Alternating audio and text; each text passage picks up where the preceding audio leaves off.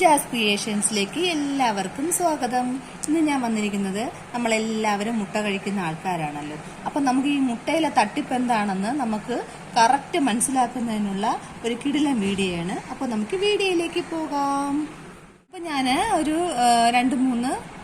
4 വെള്ള മുട്ടയും സാധാ മുട്ടയും പിന്നെ കുറച്ച് നാടൻ മുട്ടയും എടുത്തിട്ടുണ്ട്. ഞാനിതിപ്പം മിക്സ് ചെയ്താണ് ഈ നാടൻ മുട്ട 2 സ്ഥലത്തു നിന്ന് വാങ്ങിച്ച നാടൻ മുട്ട മിക്സ് ചെയ്താണ് വെച്ചിരിക്കുന്നത്.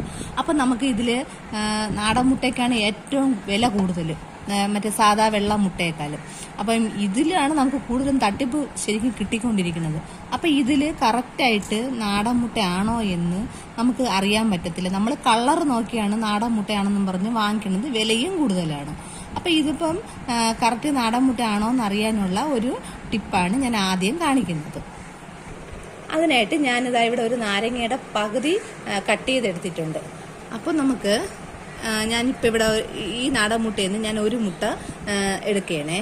അപ്പം ആദ്യം നമ്മൾ ഈ മുട്ട എടുക്കുന്ന സമയത്ത് ഈ നാരങ്ങയുടെ പകുതി ആ ഒരു ഭാഗം വെച്ചിട്ട് മുട്ടയിൽ നന്നായിട്ട് ഉരച്ചു കൊടുത്തു. ഞാനിപ്പോൾ ഒരു നാടൻ മുട്ടയിൽ ഈ നാരങ്ങയുടെ ഒരിത് ഇങ്ങനെ ഉരച്ചു കൊടുക്കുകയാണ്. അപ്പം ഇതിങ്ങനെ ഉരച്ചു കൊടുക്കുന്ന സമയത്ത് മുട്ട ശരിക്കും ഇത് നാടൻ മുട്ട അല്ല, ഇത് തട്ടിപ്പാണെങ്കിൽ ഈ മുട്ടയുടെ കളർ അങ്ങ് മാറും. നേരം ഇങ്ങനെ ഒന്ന് റബ്ബ് ചെയ്ത് കൊടുക്കണം. കാരണം നിങ്ങൾക്ക് അറിയാമായിരിക്കും, എല്ലാവരും ഇപ്പം നമ്മളെ പറ്റിക്കുമെന്നൊന്നും പറയാൻ പറ്റില്ല. ചിലരൊക്കെ കുറച്ച് പൈസ ലാഭത്തിന് വേണ്ടിയിട്ടാണ് സംഭവം ഇതൊക്കെ ചെയ്യുന്നത്. മുക്കി വെച്ചുമൊക്കെ ചിലർ ഇതേപോലെ നാടൻ മുട്ട ആണെന്ന് ആ കളറിൽ വരുത്തിയിട്ടൊക്കെ നമ്മൾ അടിച്ചേൽപ്പിക്കാറുണ്ട്. അപ്പം ഞാനിതിപ്പോൾ കുറച്ച് നേരം ഇതിങ്ങനെ ഉരച്ചു കൊടുത്തപ്പോൾ ഈ മുട്ടയ്ക്ക് വേറെ കളർ വ്യത്യാസമൊന്നും വന്നിട്ടില്ല, ഒരു വ്യത്യാസവും ഇല്ല. അപ്പം ഇത് നാടൻ മുട്ട തന്നെയാണ്, ഇത് പറ്റിപ്പൊന്നുമല്ല. അപ്പം നമുക്ക് ഞാനിങ്ങനെ വേറൊരു മുട്ട എടുത്ത് ഉരച്ചു നോക്കാം. അപ്പം ഞാൻ കണ്ടാ ഈ മുട്ട ഞാനൊന്ന് റബ്ബ് ചെയ്തതേ ഉള്ളൂ. കണ്ടല്ല, വൈറ്റ് കളറായി തുടങ്ങി ആ നാരങ്ങ തേച്ചപ്പോൾ തന്നെ. അതിൻ്റെ അർത്ഥം ഇത് നാടൻ മുട്ട അല്ല. അപ്പം നിങ്ങൾ ഇതുപോലെ ഒന്ന് ചെയ്ത് നോക്കിയാൽ കറക്റ്റ് നമുക്ക് മനസ്സിലാകും. വീടുകളിൽ നിന്ന് സ്ഥിരം നമ്മൾ നാടൻ കോഴിയുള്ള വീടുകളിൽ നിന്നൊക്കെ നമ്മൾ മുട്ട വാങ്ങിക്കുമല്ലോ. അപ്പോൾ നമുക്ക് അവരുടെ കയ്യിൽ നിന്ന് വാങ്ങിക്കുമ്പോൾ അവർ നമ്മളെ പറ്റിക്കുകയാണെങ്കിൽ നമുക്ക് കറക്റ്റ് ഇതുപോലെ ചെയ്ത് നോക്കുമ്പോൾ തന്നെ നമുക്ക് പിന്നെ ആ വീട്ടിലെ നാടൻ മുട്ട നിർത്തണതാണ് നല്ലത്. ഇപ്പം കടകളിലൊന്നും നമ്മൾ വാങ്ങിക്കുമ്പോൾ നമുക്ക് നാരങ്ങ കൊണ്ടുപോയി ചെന്ന് ഇതുപോലെ അവരെ ഫ്രണ്ടിൽ വെച്ച് നമുക്ക് ഉരച്ച് നോക്കി അറിയാൻ പറ്റൂല എന്ന് വെച്ചാൽ പിന്നെ അടി കിട്ടും. നമുക്ക് വീട്ടിൽ കൊണ്ടുവന്ന് കറക്റ്റ് ഇങ്ങനെ ഒന്ന് നോക്കാനേ പറ്റത്തുള്ളൂ. ഇത്രയും പോർഷൻ, ഇത് നല്ല ഡാർക്ക് കളറിലിരുന്ന മുട്ടയാണ്, ഇത്രയും പോർഷൻ വൈറ്റ് ആയിട്ടുണ്ട്.